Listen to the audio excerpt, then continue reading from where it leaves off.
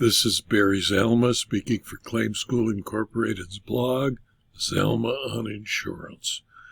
Today we're going to talk about why there is no duty to defend intentional acts by a liability insurer, and why expected or intended defamation or malicious prosecution suits are excluded, because you cannot violate intentionally a person's rights and expect your insurer to defend you.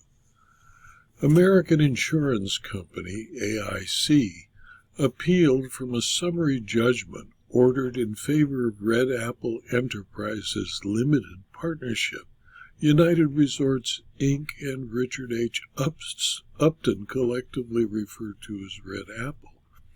The Circuit Court found as a matter of law, AIC had a duty to defend Red Apple as its insured in a lawsuit filed by Windsong Enterprises.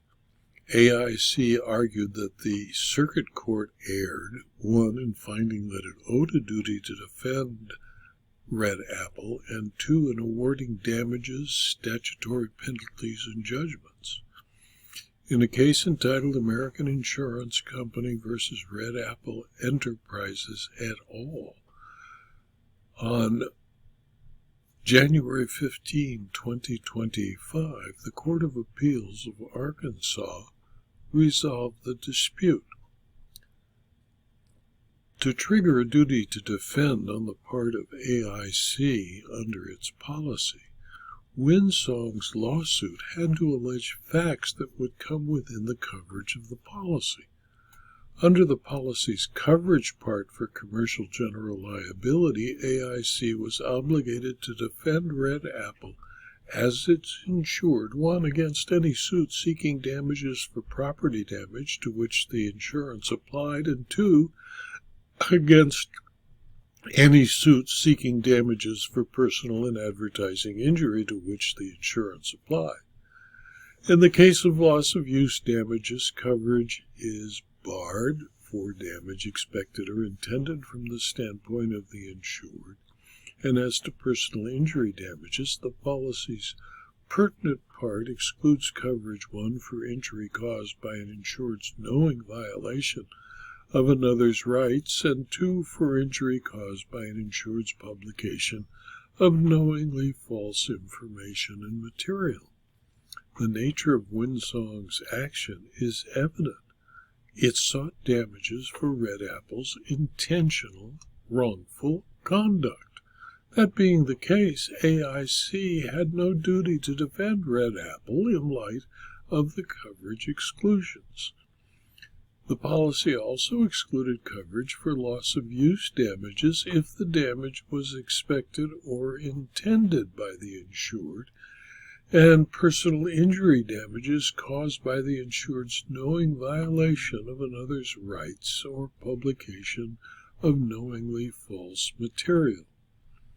Windsong alleged that Red Apple manipulated Eden Isle Corporation into filing a legal action against Windsong in 2003.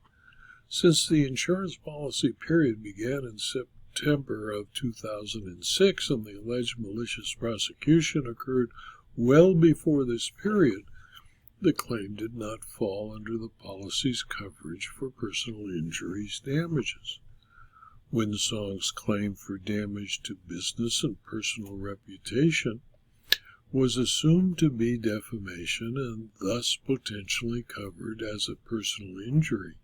However, since the damage was alleged to be intentionally inflicted by Red Apple, the policy exclusions applied. AIC therefore had no duty to defend Red Apple in the Windsong litigation due to the intentional nature of Red Apple's actions.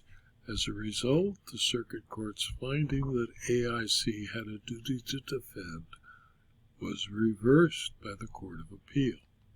In my opinion, liability insurance is designed to protect the insured from suits claiming property damage, bodily injury, personal injury, defamation, and other offenses, but not acts intentionally performed to harm the third party or damages and knowing violation of a person's rights.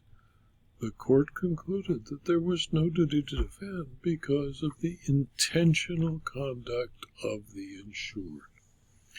This video was adapted from my blog, Zelma on Insurance, which is available free to anyone who clicks on the URL zelma.com/blog.